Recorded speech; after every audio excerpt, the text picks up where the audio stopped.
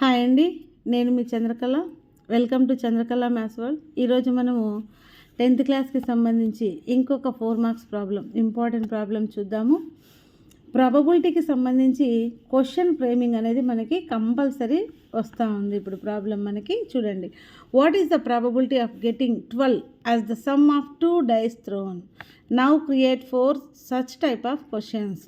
Already వాళ్ళే ఒక question ఇచ్చారు, దాన్ని బేస్ చేసుకొని మనము అలాంటి క్వశ్చన్స్ 4 మనం తయారు చేయాలి. చూడండి, సేమ్ ఇక్కడ 12 కాకుండా వాళ్ళు ఇచ్చిన నంబర్ని మనం రాయకూడదు. ఇచ్చిన నంబర్ని రాయకుండా మన ఇష్టం ఇంకా వేరే ఏ నెంబర్ని యూజ్ చేసుకొని అయినా రాయొచ్చు.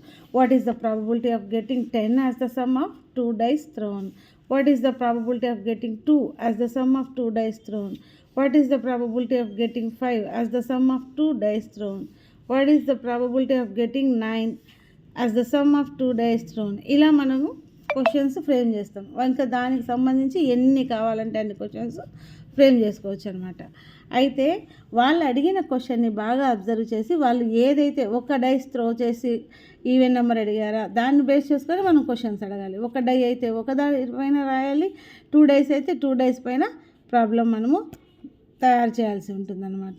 అంతేగాని వాళ్ళు ఒక డైస్ వేస్తే అన్నప్పుడు మనం 2 డైస్ వేసేన క్వశ్చన్ రాయడం, లేదా వాళ్ళు 2 డైస్ ఇచ్చినప్పుడు ఒక డై పైన మనం క్వశ్చన్ రాయడం అనేది చేయకూడదన్నమాట.